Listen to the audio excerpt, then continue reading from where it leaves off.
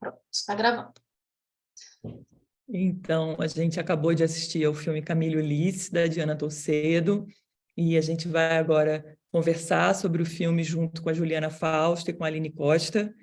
Queria agradecer, antes de mais nada, a Maria Petecucá, curadora da Mostra Ciência Fricção, e contato que ela fez com Fabian Silfi, da equipe de produção do filme, para que a gente pudesse assistir esse filme hoje. Esse filme foi cedido para que a gente possa assistir nesse ambiente de estudo. Então, agradecer a Maria e ao Fabian, a Isis, que organizou essa sessão toda, todo mundo que está aqui. E aí, não sei como é que a gente começa, se Aline, Juliana, vocês querem falar? Acho que é para a gente conversar todo mundo, mas eu gostaria de ouvir vocês também. Eu posso falar alguma coisa só para levantar a conversa. Uma coisa que eu acho o filme muito bonito, muito delicado, muito bonito. Eu já conheci o cinema da Diana Torcedo, eu gosto muito do 30 Lumes. Eu não sei se vocês viram um filme que se passa na Galícia, e tem toda uma relação com a morte, é curioso, porque esse é todo em direção à vida. E esse outro é muito bonito, é toda uma relação dessa vila, dessa aldeia com os mortos. É um filme muito bonito, quem puder ver, veja.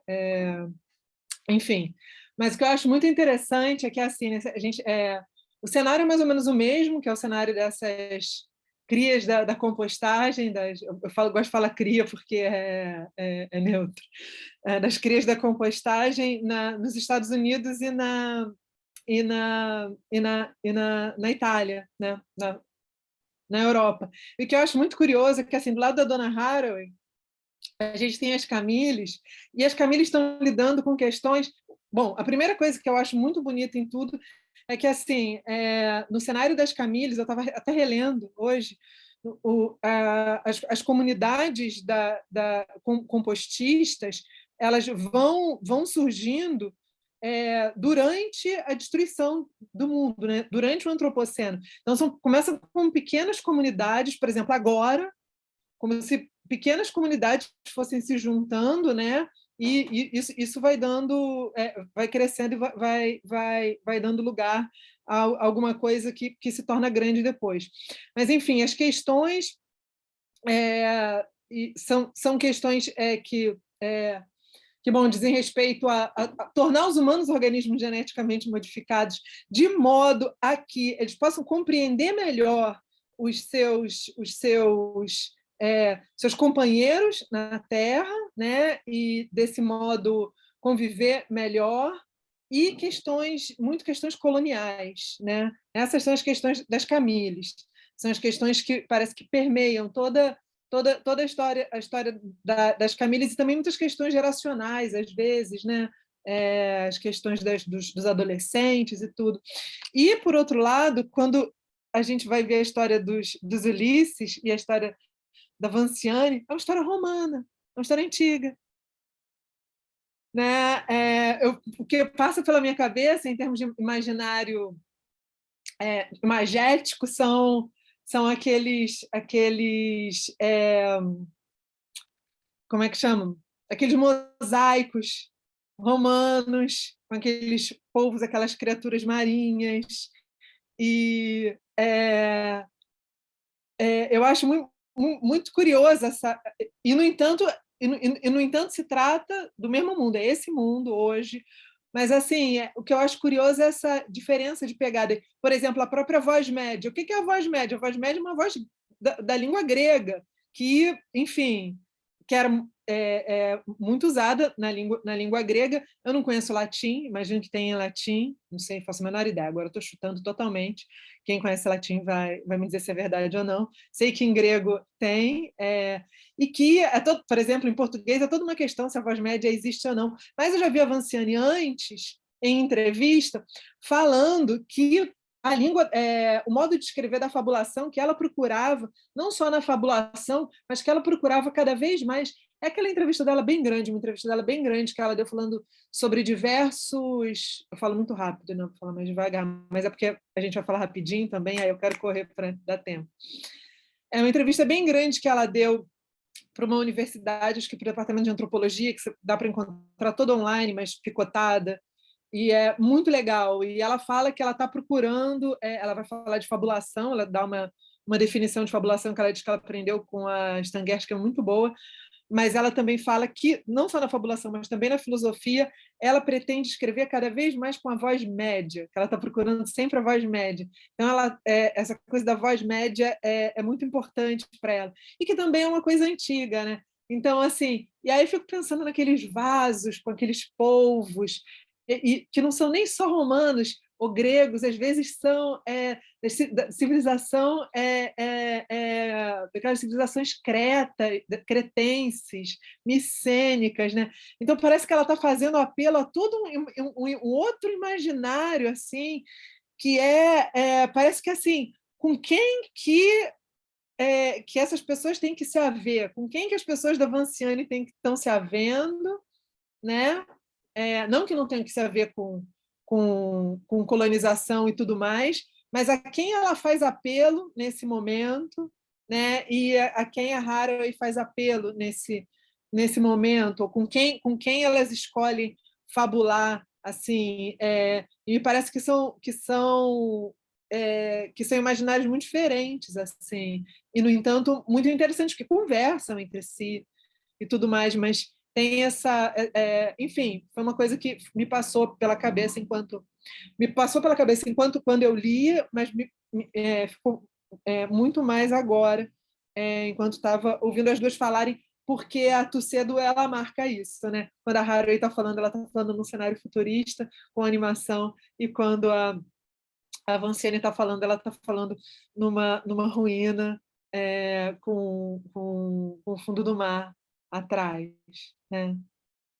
Então, enfim, sei lá, queria só lançar essa e ver para onde a gente vai. A gente vai para algum lugar a partir daí. E achei, enfim, é um filme muito bonito, tem coisas que... As coisas da Hara eu acho que estão mais todas escritas, mas a Vanciane tem coisas que não estão no livro. Ah, sim, eu tenho gato, gente, meus gatos eles escrevem desse jeito também, que nem a Alba escreve. Eles colocam um ratinho do lado da comida, você tem que entender o que é um círculo dentro do outro, tem várias escritas pela casa. Você tem que entender o que aquilo significa. Eu vou pegar a carona aí no que a Ju falou para comentar essa questão mesmo da voz média, né? Posso, Zoe? Você quer falar alguma coisa? Porque não é isso, né? Então, o filme, de certa forma, é uma continuação, quer dizer, na verdade, no livro, as Camille aparecem, no livro da Desprez, as Camille aparecem como, sim, uma comunidade de compostagem, mas que surge depois, inspirada nas histórias da Haraway, né? Então, é interessante que, né, as primeiras Camille são personagens ficcionais, né? Dos quais se tem notícia e que depois elas dão ensejo justamente à comunidade de compostagem com as quais os pesquisadores do Ulisses e tal, das novas cinco crianças, né? vão buscar inspiração para tentar entender o que está acontecendo, né? Então tem essa discussão, que é uma espécie de continuidade que não está no livro. Eu fiquei pesquisando aqui, fiquei olhando para ver será que eu não lembro disso? Essa conversa está aqui no livro. Algumas partes estão, né, nessa conversa aqui da Sara com a Camille, na verdade não existe. A Sara está falando com uma outra pesquisadora chamada Cristiane, né?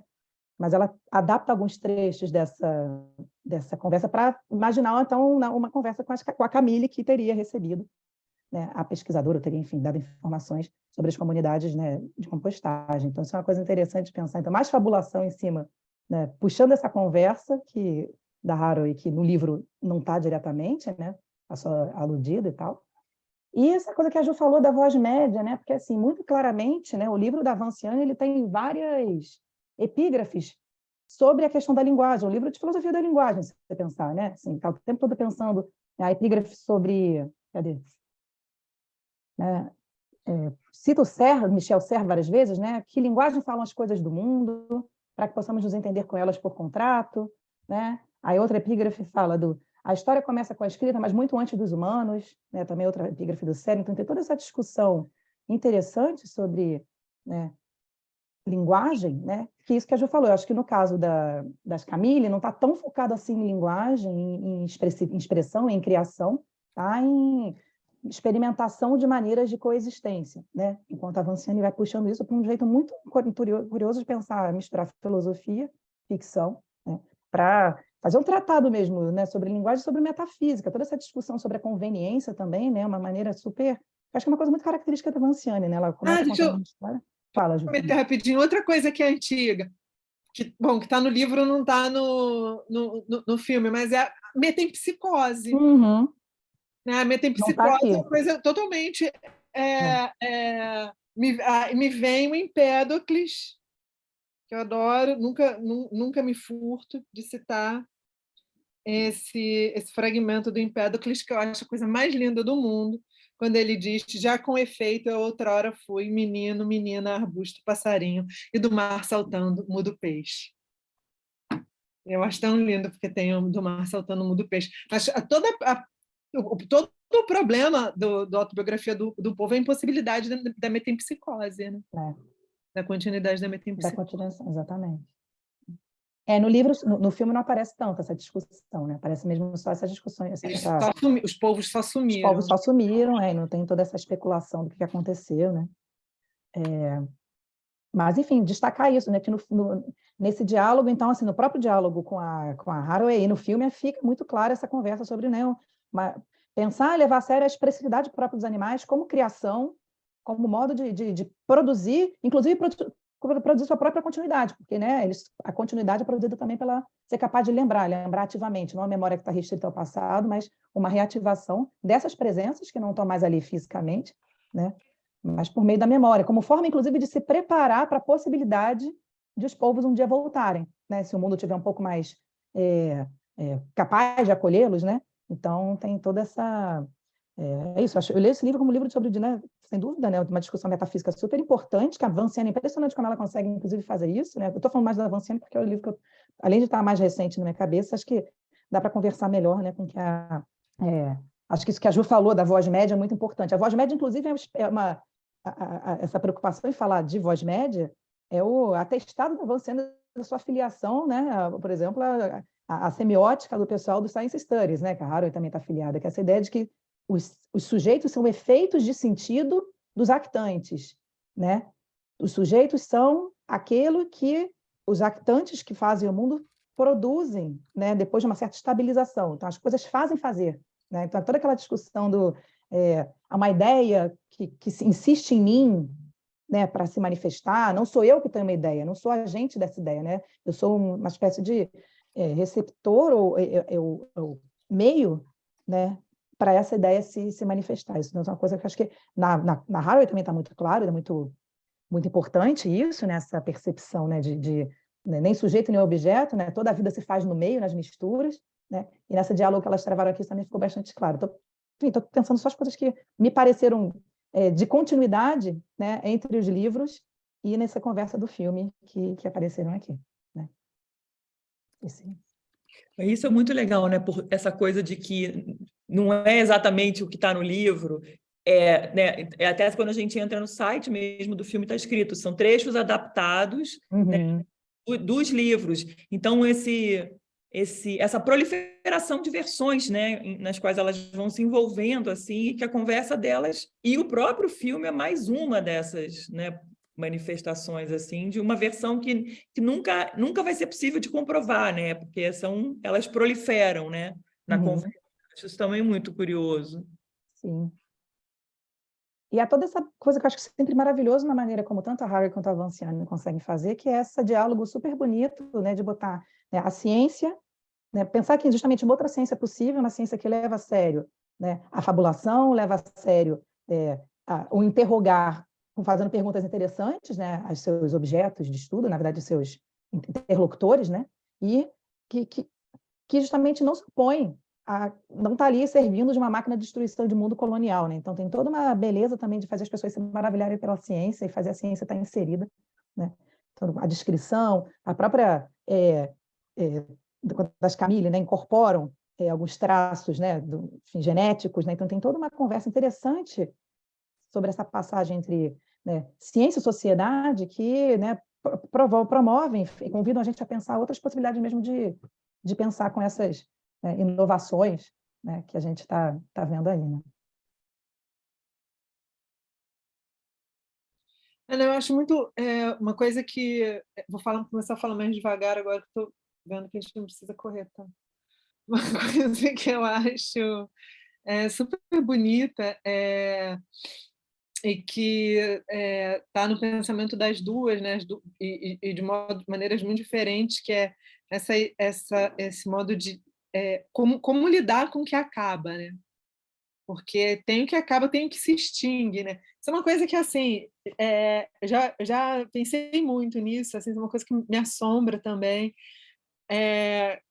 que é, por exemplo, no filme que a gente assistiu, não há mais povos, né? Não há, eles acabaram. Há os Ulisses, e os Ulisses sabem uma língua simbionte, conhecem uma língua simbionte, eles sabem ler o que os povos disseram, mas eles não sabem, eles perderam, tem alguma coisa que foi perdida, alguma coisa muito fundamental que foi perdida, de modo que eles não conseguem saber o que está, o sentido, né, que tá ali. Mas eles acham que eles têm que levar aquilo adiante, né? É importante levar aquilo adiante, porque é possível que os povos voltem, né? E quando eu fui quando eu comecei a pensar sobre isso pela primeira vez, sei lá, há mais de 10 anos, eu pensei e eu comecei a pensar num esquema justamente no esquema multinaturalista, né, que a dona Haraway fala, multinaturalismo. Né? Eu comecei a pensar no perspectivismo ameríndio. Eu pensei e o que estava me intrigando era assim: se a espécie animal desaparece, o que acontece com toda aquela triangulação que o eu, tu, ele, quem é quem para quem, quando você perde um significante, né? E aí eu comecei a escrever para vários antropólogos e ninguém sabia responder, porque teve até um que me falou assim: olha, tem povos que estão fazendo reuniões para tratar disso, né? Porque realmente é uma coisa nova, é uma coisa que está acontecendo agora. E eu fui conversar com um antropólogo maravilhoso, enfim, que é o Robertinho Romero, que trabalha com os Machacali e que que fez alguns filmes junto com eles, com o Isael e a Sueli, sobretudo. São filmes incríveis que, enfim, se vocês puderem ver, vejam.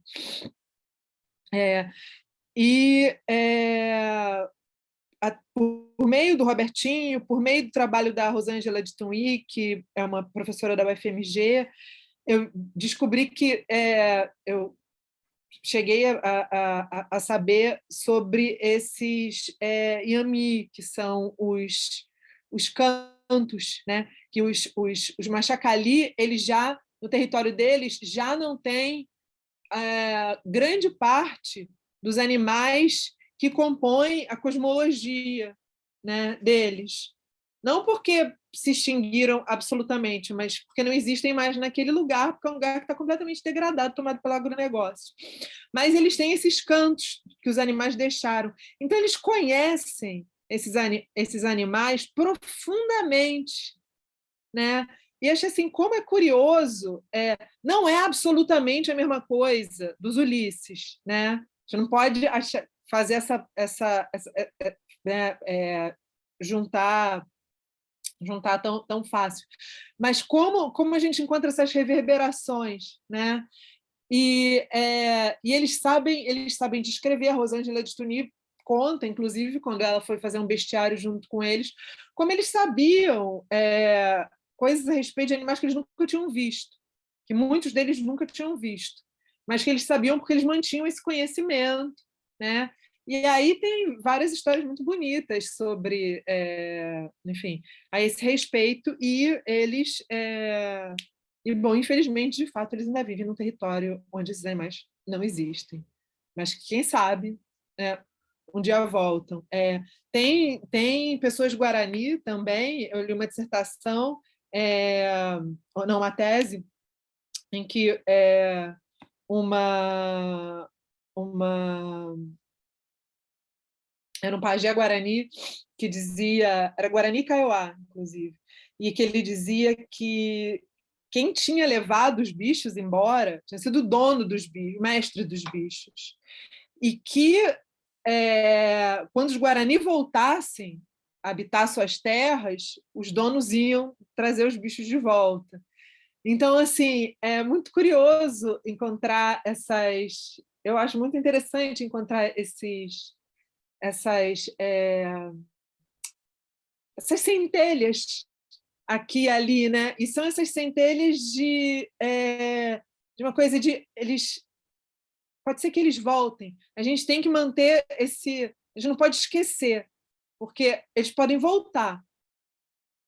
Eles podem voltar. Acabou, ao mesmo tempo que acabou, é uma coisa meio paradoxal e, no entanto, parece que é fundamental para a continuidade, que acabou, mas pode ser que volte. Acabou, mas a gente não pode esquecer, porque pode ser que volte. É o trechinho dessa discussão que a Vanciane fala sobre a questão da conveniência, a força de conveniência, né? É bem isso que no finalzinho, né, do livro, que é isso. Mesmo que esse encontro não pudesse acontecer, né, eles estão se preparando para esse reencontro, fazer tudo isso, repetir esses gestos, cultivar esses modos de ser, era alimentar essa força de conveniência, fazê-la existir mesmo para nada, mesmo no vácuo apenas por ela. E também com a esperança secreta que essa força, porque foi revitalizada, empurrasse um dia os povos em nossa direção e os fizesse retornar. E é isso, você falando disso, eu estou pensando também na tese da Suzane sobre os quilombolas do Caetité, né? Que tem toda uma discussão sobre essa força vital que certas energias, a chegada da energia eólica, a chegada da discussão da energia lá da exploração de urânio na região estava, de certa forma, destabilizando, né? Então, toda a certa organização cósmica que havia ali, que permitia plantar, que permitia que as plantas crescessem, né? Que os animais aparecessem, tinha a ver com essa força cósmica que estava sendo abalada, né? Então, é interessante pensar mesmo essas possibilidades de conversa, né? Que justamente não são só no registro científico, né? Sobretudo, tem essa conversa. É legal nos livros, né? Tanto do Dahara quanto da Vanciane, que tem o tempo todo essa conversa da ciência, né? Quer dizer, eu tinha até anotado aqui alguma coisa para falar disso. Né? No livro da Vanciane, ela fala do oráculo, né? Para conversar com as aranhas. Então, consultava-se os oráculos, né? Então, toda uma percepção justamente de ciência que foge da oposição de verdade versus crença, de verdade versus representações. Isso aqui é super interessante também de destacar, né? Como é que tem uma possibilidade de histórias abertas, né? Que podem conectar com outras histórias sem necessariamente impor um modo único, né? De explicação do mundo. Uhum. Eu fiquei pensando também numa história Rune Queen que eu ouvi uma vez, que fala do esquecimento dos brancos, né? de que havia um jacaré, e esse jacaré ele se colocou como uma ponte numa grande água, e alguns Rune Queen passaram pela couraça do jacaré e foram para o outro lado dessa grande água. E aí foram procurando miçangas. Quando eles voltaram, eles não lembravam mais que eram parentes e não sabiam mais falar a língua. Mas os que tinham ficado lá reconheciam os parentes voltando, né? Então, também esse lugar de uma volta desses que já não são, que já não podem mais falar, porque já não lembram mais aquela língua, né? Já não lembram mais de onde vieram. Tem a ver, assim, né? Esses desencontros, né? E a impossibilidade de uma linguagem. E ela fala ali, a Vanciane, né? Eles conseguiam até, em alguns momentos, traduzir, mas não conseguiam entender o que aquilo dizia, né? Essa impossibilidade de fazer sentido, né? Eu vi uma coisa na Wikipédia, olha que loucura, uma coisa na Wikipédia que é assim, a piada mais antiga do mundo. E aí conseguiram, e é sério isso, porque era uma piada mesopotâmica, sei lá de onde, é uma coisa muito antiga, e conseguiram traduzir. Só que assim, ninguém entende a piada, porque é uma coisa do tipo assim, um cachorro entra no bar e pede não sei o quê, e ninguém sabe o que o que significa, mas supostamente é uma piada, né? Então, é como... Desculpa lembrar disso, gente, é uma besteira. Mas é bem isso, né? O que não dá para se entender, mas ao mesmo tempo esse esforço de buscar o entendimento, né? O que se perdeu aí foi só o mundo inteiro, né? É só o mundo inteiro dessas pessoas que a gente não faz ideia, né? Mas, enfim,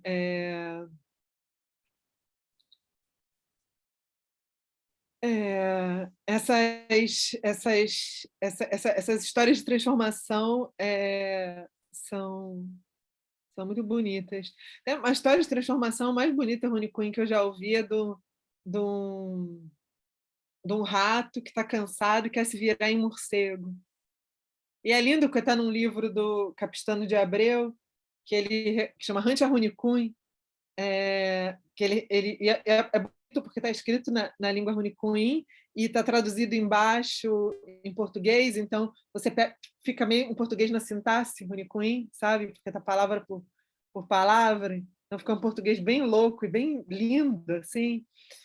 E, e aí o rato quer se virar em morcego, e ele quer se virar em morcego, como é que é? Para ver sem ser visto. Ele consegue se virar em morcego no final, é lindo. Não sei se alguém que está aqui na sala quer falar também, quer entrar na conversa. A Marília perguntou se esses animais voltarão do mesmo jeito. Pois é, né? Eu acho que no nas histórias da Camille, no livro, pelo menos, não é só que não voltam do mesmo jeito, é que as próprias borboletas monarca, e isso faz parte do trabalho das Camilles, elas vão se transformando porque o que acontece é que não só nós, como espécie, como a maioria das espécies no mundo já está se transformando por causa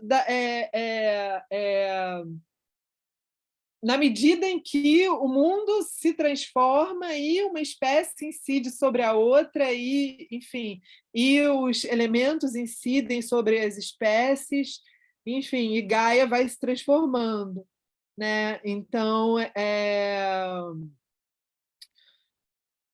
quem tem alguns textos muito interessantes a esse respeito é a Eva Hayward, que foi aluna da Haraway e tudo mais, trabalhou muito com animais marinhos. Agora é porque ela tem um livro para ser lançado, mas que tem um nome até absolutamente maravilhoso, mas ela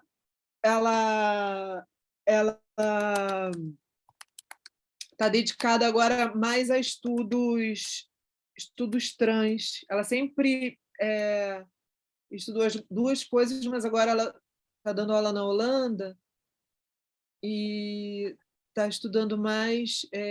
Mas, poxa, qual era o nome do livro que ela ia lançar? Ela ia lançar um livro ainda sobre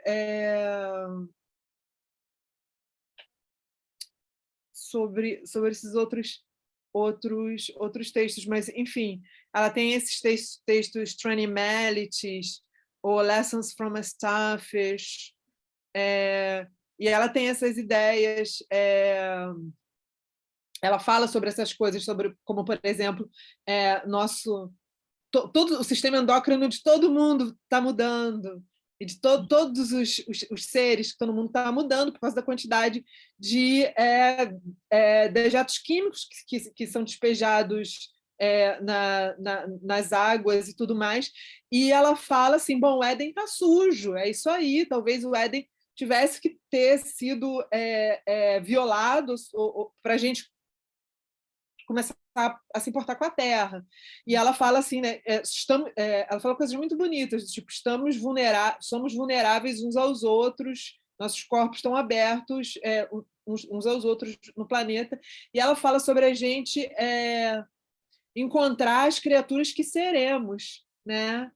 Como a gente vai encontrar as criaturas que nós nos tornaremos, porque a gente está se tornando outro, não são só esses outros que estão se tornando outros, né? A gente está se tornando outro também, todos nós, né? Porque esses são textos que ela escreve muito em torno dessa coisa assim, por exemplo, dessas manchetes super sensacionalistas do tipo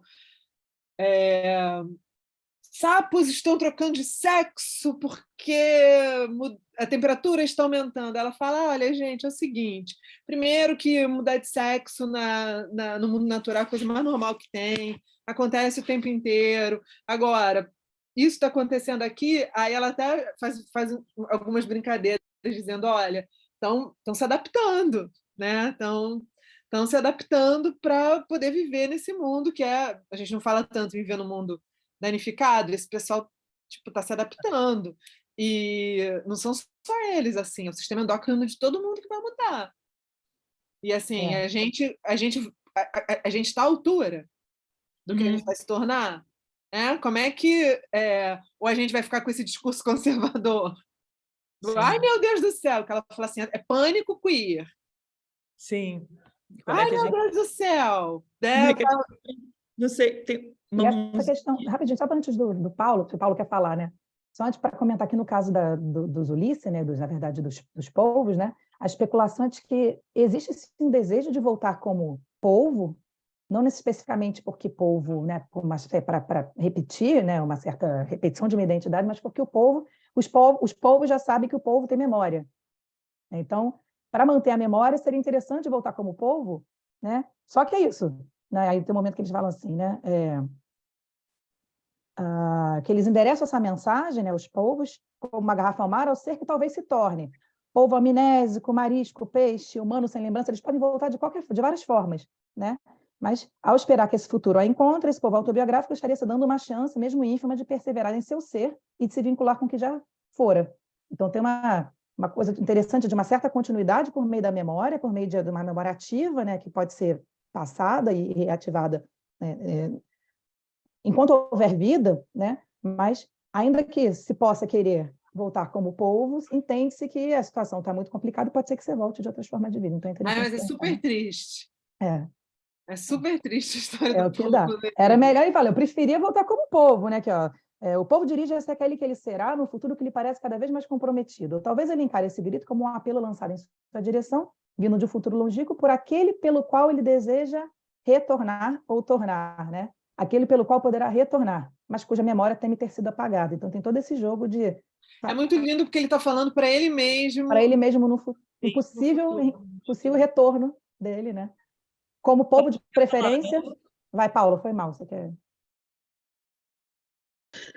Talvez assim seja até tarde para fazer um tipo de questão assim, porque eu estou aqui como uma pessoa que está chegando num grupo, não sei né, a quanto que essa discussão ela já está posta, mas ao mesmo tempo assistindo um filme pela primeira vez, né, em condições completamente, vamos dizer assim, não favoráveis, né? E um filme que é extremamente apoiado num texto, né? Ou seja, e num texto lido em dois ambientes e oscilações, né? Que eu acho que até esse contraste que a Juliana trouxe no início exacerba, né? Ou seja, eu acho que a leitura da Vinciane é muito mais melódica, por exemplo, do que da Haraway, enquanto que nessa, enfim. Mas para dizer que eu fiquei um pouco perdido na história toda e estou vendo como que vocês já estão apropriada plenamente de toda a narrativa que estava ali. Aí eu não sei se as 100 pessoas que estão aqui, elas estão, vamos dizer assim, no mesmo nível multiespecífico de conseguir, né, se comunicar com essas imagens, com essas texturas assim, né? Então, cadê o povo, então, para se manifestar? Conta aí, gente. Não, exato. Perdido aí a aquela vida coisa, né? Eu ia colocar uma pausa, né? Assim, justamente para dizer, no final, nos letreiros, tem uma coisa interessante, né? Que, assim, tem as duas estrelas, vamos dizer assim, mas tem as co-estrelantes, né? E aí tem uma lista que eu não consegui ler todas, né? Assim, eu vi que tinha lá, né, o nome né, dos personagens, etc. Mas eu imagino que são personagens. Então eu queria que se vocês pudessem comentar um pouco esses personagens, mas pensando na gente que está chegando, né? E que quer entender mais essa profusão, né? essa questão das cartas, das trocas, enfim. Era mais uma pausa para justamente compreender melhor né, a conexão aqui. Deixa eu só dizer que o Foi pessoal lá mal. do final são os bichos. A Alba é a cachorra da Vanciane, Oz e Shinji-Chu são os cachorros, a cadela e o cachorro da Hathaway. E acho que não lembro mais. E o Rush tem Rogness, que é o companheiro da Hathaway, que aparece no final. Aquele final tão bonito dos cachorrinhos correndo na praia. E tinha um agradecimento, acho que Essa é para a Camille turma. Ulisses também, não tinha? Ou eu estou sonhando? Ah, Tinha também, possivelmente. Camille Ulisses também. Ó. Mas eu já falei muito. Conta aí a história. A história das Camille, a história dos Ulisses, o que vocês querem saber História de tudo? como Cerrise La Salle, como é que isso tudo começou. Ah, conta então, Ju, você que sabe os detalhes. Foi nesse colóquio de Então a Cerrise de Zoe 2013, não conta, foi? né? Foi de 2013, Não, não foi? assim, a minha A versão gente já é contou. falha. Essa coisa do colóquio da Isabelle Stanghes, eu acho que é por aí, né? Isso. Mas eu não tenho o detalhe do começo da história, assim, então... Não, a história é o seguinte, bom, a Hathaway conta no último capítulo Stay the Trouble. Né? do Stay with the Trouble. Em Cerrise La Salle, esse colóquio enfim, que Gestos especulativos o nome, eu vou ver se eu acho o link aqui. mas é um colóquio que existia antes, né? Eu li, né? Eu não sei se era uma escola de verão, uma coisa que aconteceu. Não sei se... Mas esse negócio de colóquio em Cerisi acontece, até o Animal que Logo Sou foi proferido lá. Enfim, em 2013, foi essa turma para lá. É sempre assim, é só convidada, é fechado, é uma coisa super alta sociedade intelectual. Bom, estou brincando, mas e você pode participar de workshops, tem workshops acontecendo, tem, sei lá, tipo mesa redonda, é um evento, é um evento acadêmico. E tinha uma espécie de workshop de fabulação. E a Hathaway, as seguintes pessoas se inscreveram: a dona Hathaway, a Vincent Depré, o Fabrício Terranova e quem é a quarta? Tem a quarta pessoa, que eu não me lembro quem é. Deixa eu olhar aqui. E uma quarta pessoa. Está no Stay with the Trouble. Stay with the Trouble, né? Ela fala, e uma quarta pessoa participa. E aí eles se encontram uma semana inteira, e a ideia Você recebe um bebê, né? E o prompt era o seguinte: olha, vocês. Estou até abrindo aqui o Stay with the Trouble para. E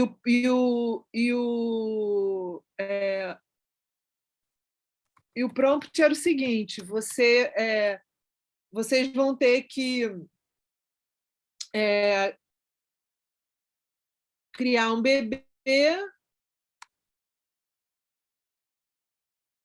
Não, eram eles. Eram eles. O Fabrício, né? Eram eles. E eles Claro, o grupo de trabalho.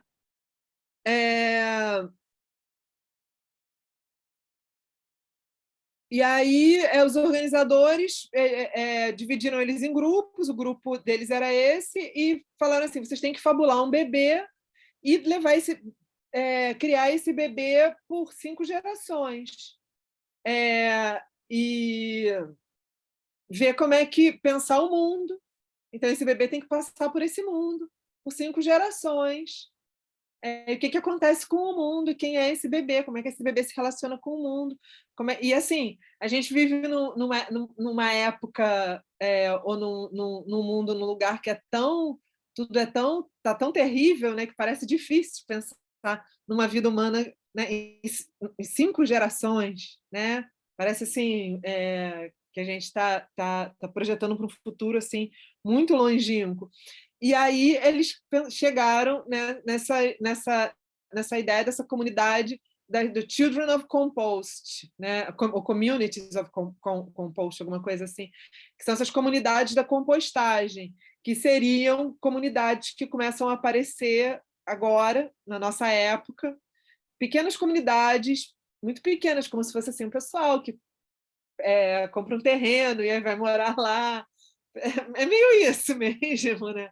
Vão para lugares, né, degradados, lugares por onde já passou tudo de pior e aquilo é um lugar arruinado, né? Eles não compram um terreno assim, né, na Serra. Não é em Itatiaia. Enquanto ainda tem água, né? Não, é uma coisa que já... Eles vão para lugares horríveis e eles começam a tentar de regeneração, né? recuperar o lugar e com as pessoas, sei lá, ter uma relação com as pessoas que foram expropriadas ou usurpadas e que tinham uma relação com aquele lugar antes. E tentar recuperar, de alguma forma, o que é possível de ecossistema ali. Enfim, nunca é muita coisa, mas é alguma coisa. E isso vai... e eles começam com essa Camille. Eles vão contar a história de 5 Camilles, porque aí eles inventam que, enfim... 5 gerações de Camilles que vão se comprometendo, de certa forma, né, a favorecer a continuidade dessa espécie de borboletas, né, monarca. Porque eles inventam que nessas comunidades a família nuclear não existe ou preferencialmente não existe,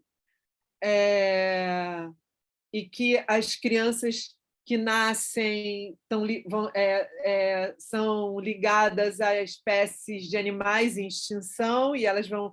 Isso é uma coisa que está ligada ao livro do Orson Scott Card, que é o Xenogênesis, não, Orador dos Mortos, desculpa. Então, elas são uma espécie de oradoras dos mortos, elas vão aprendendo tudo a respeito daquela espécie, só que essas espécies ainda existem, elas vão aprendendo a como favorecer a continuidade daquelas espécies, mas também daquelas comunidades que sempre viveram ali, né? E, enfim, isso vai se tornando um movimento. Oi? Compostista. Isso vai virando um movimento, eles são os compostistas, isso vai se tornando um movimento, vão surgindo outras comunidades desse tipo, e nos Estados Unidos, por exemplo, que é onde a Haraway vai situar as personagens dela, que são as Camilles, tem as crianças, elas dividem material genético com esses animais, então são crianças que, por exemplo, as Camilles, que têm essa ligação com essas borboletas, aí elas pedem, como aparece no filme, uma pede para ter antenas como barbas, e, enfim, aí explode, gênero explode, família nuclear explode, tudo isso explode, e começam a aparecer outros modos de viver, de fazer parentesco, tudo aquilo de que a Haraway fica falando, você tem, de repente, um experimento literário, um experimento especulativo de fabulação desse jeito. E, depois de um tempo, a Vanciane foi e publicou o dela, que é parecido, mas é completamente diferente. Que parte, inclusive, de uma questão diferente, né? Que, no caso, os terolinguistas, né? Que são essa associação que investiga no futuro indeterminado, mas certamente no futuro pós-capitalista, em vários sentidos, né? E também já a mudança climática já é uma realidade, um futuro já bastante devastado, que eles são então essa associação que estuda, né, a linguagem dos animais, né, leva a sério a ideia de linguagem dos animais, ela é contatada por um grupo de pescadores que encontram os fragmentos, né, fragmentos de texto com uma escrita desconhecida sobre restos de cerâmica, né? Então, ficam intrigados em entender que escrita é essa. Então, justamente, né, é um livro muito preocupado com a questão da linguagem, né, a possibilidade de expressividade dos outros que humanos, né? E aí, com isso, os terolinguistas tentam identificar, percebem que eles não têm muito... que eles até conseguem traduzir, mas eles traduzem de forma muito literal, perdem várias nuances, e aí eles lembram que havia essas comunidades compostistas, né, na Califórnia não, né? Onde é que é a comunidade? Nem lembro, da Haraway. E eles descobrem que existe uma comunidade similar que, né, de uma população que entrou em relação simbiótica com povos, né? West Virginia, obrigada, Maria Clara. E aí eles começam a buscar essas crianças, né, que são os Ulisses, que vão para tentar justamente ajudar a decifrar exatamente que mensagens são essas enigmáticas, né, que foram deixadas aí nessa cerâmica.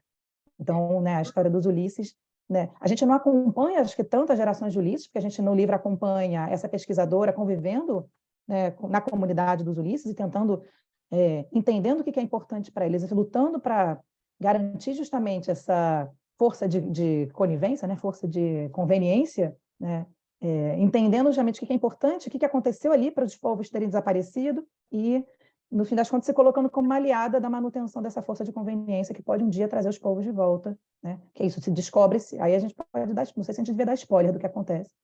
Mas...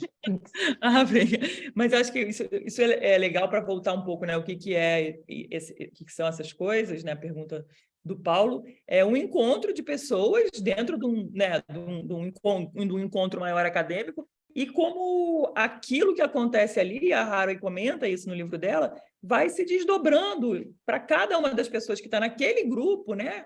Ela está falando aqui do grupo dela, vai se desdobrando, tocando nas questões de cada um, né? Então, esses produtos, eles vão também proliferando, né? O capítulo final do livro da Haraway, o livro da Desprez, esse filme, né? Então, você vai vendo essas coisas acontecerem, né? E elas ecoam umas sobre as outras, não só porque naquele momento do colóquio houve esse encontro, mas porque essas conversas continuam. E acho que isso é muito interessante também. O que se perde, acho que tem a ver com o que eu comentei antes, o que se perde nesse conversar infinito, né? Muita coisa se perde. Mas tem aí uma pergunta, né? Que é essa pergunta: como é que se cria refúgios para habitabilidade nesse mundo devastado pelo capitalismo, e como é que vai ser viver e morrer bem junto, cuidando das crianças, né? Então tem uma agenda aí que tá em torno dessas perguntas todas, né? Ou muitas agendas, né? E toda uma... E a Haraway, ela convida, no Stay with the Trouble, ela convida as leitoras, os leitores a fazerem suas histórias, criarem suas fabulações, né? Porque essas fabulações, elas, na verdade, são muito localizadas. A Haraway tem uma relação com as borboletas monarca, né? Então, é por isso que ela pode escrever essa história, né? Ou a Vanciane. E eu acho muito bacana que ela diz assim: os leitores de ficção científica estão muito familiarizados com a fanfiction. Hoje todo mundo sabe o que é fanfiction, né? Quem entra na internet sabe o que é fanfiction. E ela fala assim: isso é menos uma fanfiction do que uma simfiction, né? Porque é uma ficção com, né? Enfim, é você tipo entrar, fazer um tentáculozinho ali. Sim. Né? E borrar os limites, né, dessas fronteiras que se costuma pensar muito marcadas, né, entre teoria, né, e filosofia, próprio trabalho científico e ficção, né, o tempo todo, né, elas ficam colocando essa pergunta de que outras formas de sensibilidade a gente pode desenvolver se a gente levar a sério, né, os animais como possuindo uma linguagem e possuindo um interesse em deixar sua marca no mundo, né, assim, deixar uma espécie de presença no mundo, né, então... E eu acho que esse investimento também nesses gestos especulativos, né, o colóquio ele, né, chama assim, né, gestos especulativos, pensar também nesse trabalho com a imaginação nessas fronteiras todas, que é uma agenda muito importante para essas pesquisadoras todas, e que eu acho que se desdobra para muitas de nós que estamos, né, ou trabalhando com arte ou trabalhando na universidade, porque tem aí possibilidade de, com esse convite mesmo, de se trabalhar a imaginação como um recurso a ser mobilizado coletivamente, né? Então, poder imaginar nos contextos todos em que a gente está atuando ou vivendo, como é que essa ativação da imaginação por meio de histórias como essas é um trabalho que a gente pode fazer junto, né? E é parte importante do trabalho a que elas estão se dedicando, né? Sim. Alguém quer fazer pergunta, né? Fernanda, você quer falar? Gente, querendo entrar na conversa, se mete também, porque eu acho que às vezes eu sou ruim com a mãozinha, mas acho que era para gente, todo mundo que quiser. E a gente é muito faladeira, então se deixar, a gente vai... Gente, eu não posso deixar de lembrar da Anna Tsing, né, no meio dessa história toda. E ela, nesse livro aqui, O Cogumelo no Fim do Mundo, ela fala justamente sobre o ouvir e contar uma profusão de histórias como um método de invenção de mundo, né? E aí eu fico pensando em outras leituras como Deleuze e Guattari, que começam a desmontar toda essa cadeia de lógica de significante, significado, e fala da palavra como criadora de mundo. E o David Copenau também fala, né, da palavra como corpo. E eu fico imaginando que tantas outras histórias a mais a gente será capaz de contar coletivamente, acionando aí a criatividade coletiva, nessa invenção de outros mundos. E sempre fico pensando nessas barreiras, assim, entre contar essas histórias e isso ser ciência ou não ser ciência, sabe? São coisas que me ocorrem quando eu entro em contato com essas pessoas. Adorei o vídeo, foi muito legal. Obrigada pela oportunidade. Se vocês puderem comentar um pouquinho sobre o fazer ciência dentro dessa especulação e desse enriquecimento de subjetividade, como o Krenak nos convida, né? A gente enriquecer com mais histórias e sair dessa história única de progresso e capitalismo. Então, acho que a questão está relacionada com essa fronteira do fazer ciência e narrar essas histórias. Obrigada.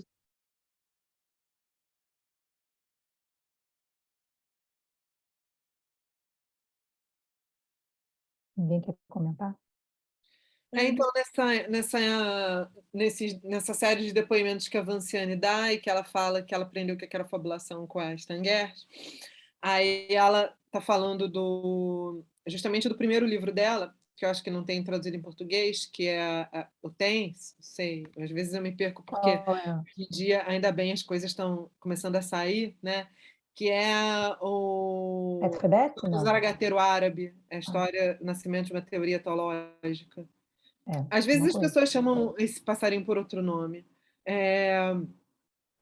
mas quando ela vai estudar com esse etólogo que tem uma teoria a respeito desse passarinho, que é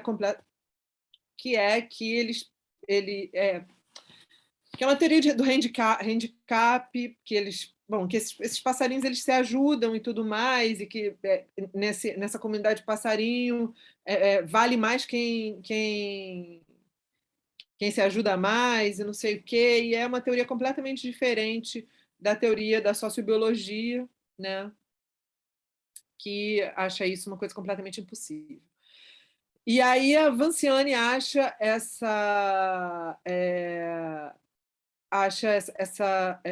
vai observar eu esqueci o nome dele, meu Deus do céu.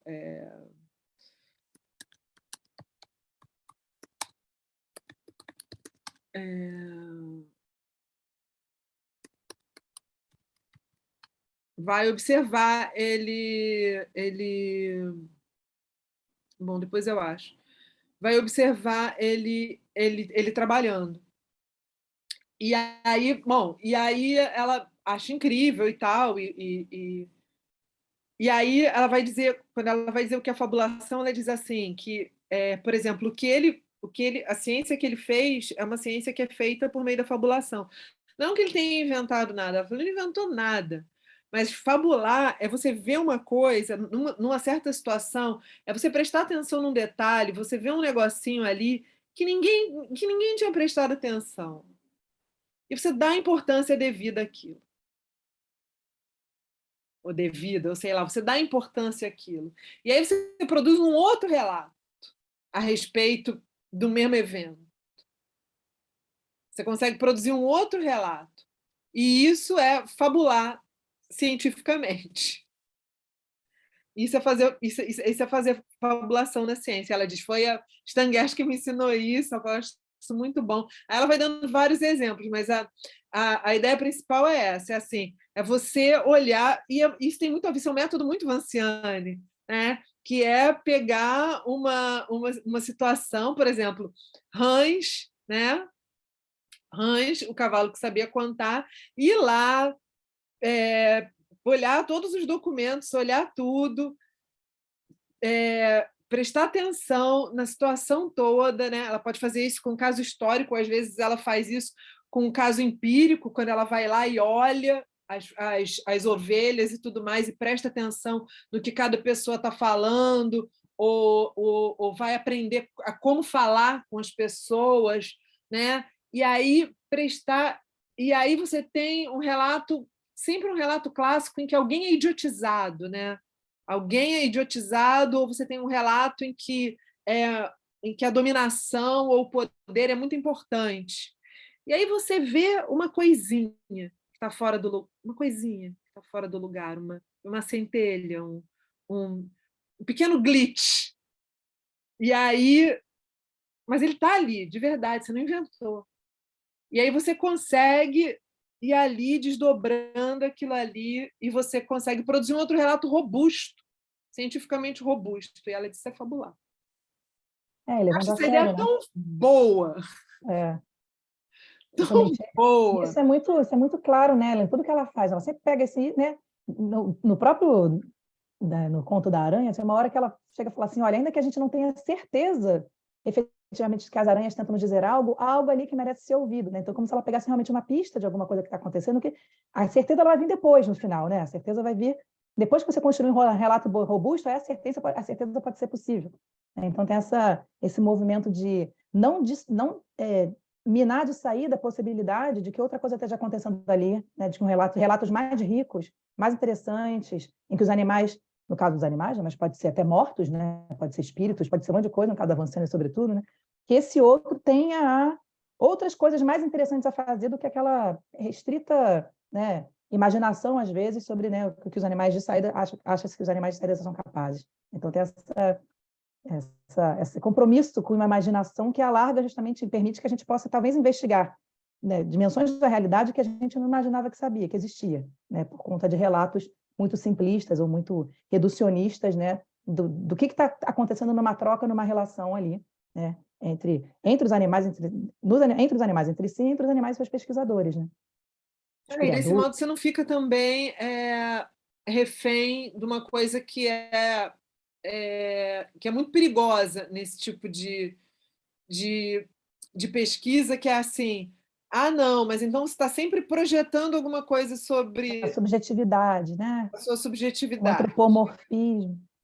É sempre assim, se eu gosto de bicho, então vou sempre ver os bichos super interessantes.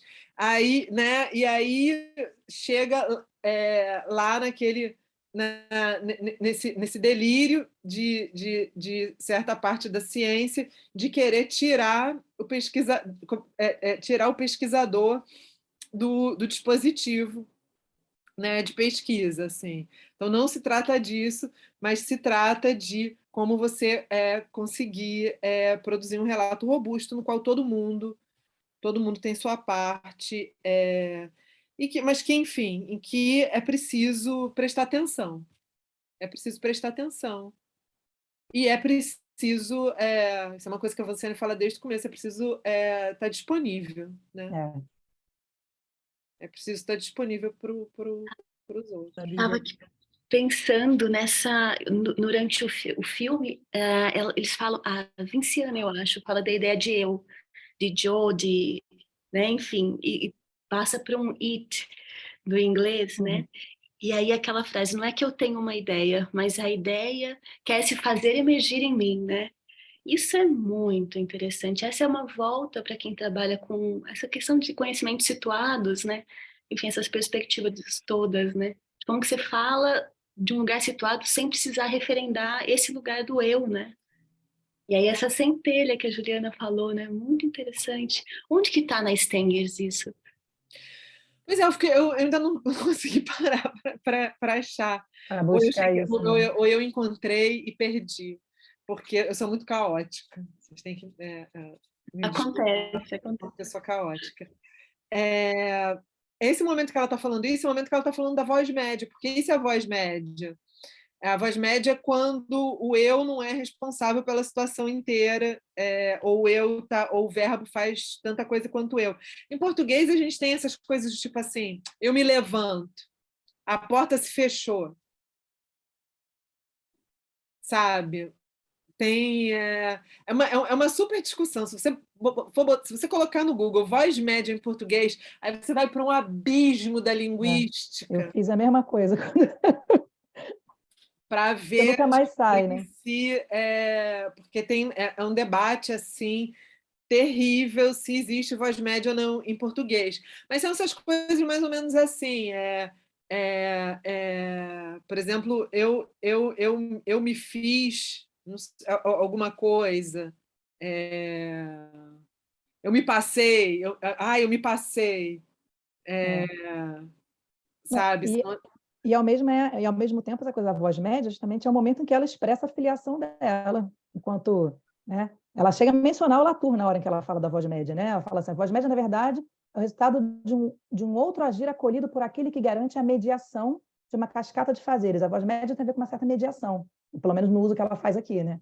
Das voz média no sentido de que aquilo que acontece é produto de uma mediação que não tem uma agência única de um lado humano, né? De um lado outro. Então, na nota, ela chega a dizer assim, não podemos deixar de notar que aqueles que se encarregaram de moldar essa língua foram inspirados pelos trabalhos extremamente importantes para terolinguistas, Bruno Latour e Émile Benveniste, né? Enfim, a discussão sobre relação... Desculpa, Fernanda, no Autobiografia de um Povo, quando a Vanciane fala em voz média, ela imediatamente fala a voz média como mediação, né? Os verbos que se sustentam sozinhos, né? E bota essa nota aqui, agradecendo ao Latour e ao Émile Benveniste, né? Então, já tem O linguista. o linguista, exatamente. Então, tem essa manifestação de filiação aqui, né? De toda a ideia da teoria Torrede, de certa forma, a qual a Vanciane, sem dúvida, é afiliada, passa por essa ideia de que as coisas fazem fazer, né? O sujeito e o objeto são produzidos por mediações, né?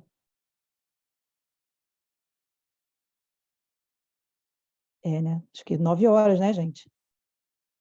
Nem estou olhando, caramba. Acabei de ouvir, Guilherme que avisou aqui. Ó, nossa. É porque voa, né? Voa, não, a gente pode ficar uma vida falando, pensando sobre essas coisas todas, né? Pensando com essas coisas todas, né?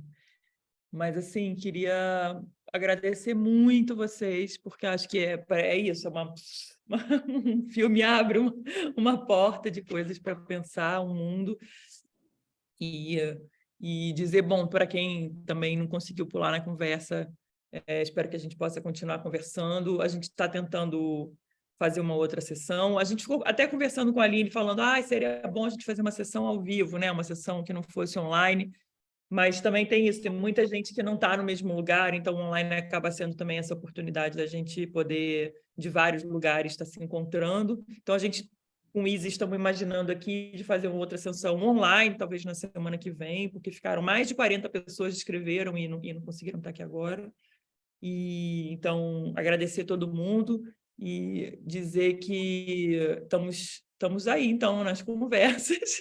E eu fiquei curiosa para ouvir, Aline, que você prometeu lá no início, que era falar da coleção Desnaturadas. Quais são os livros que estão aí nessa história?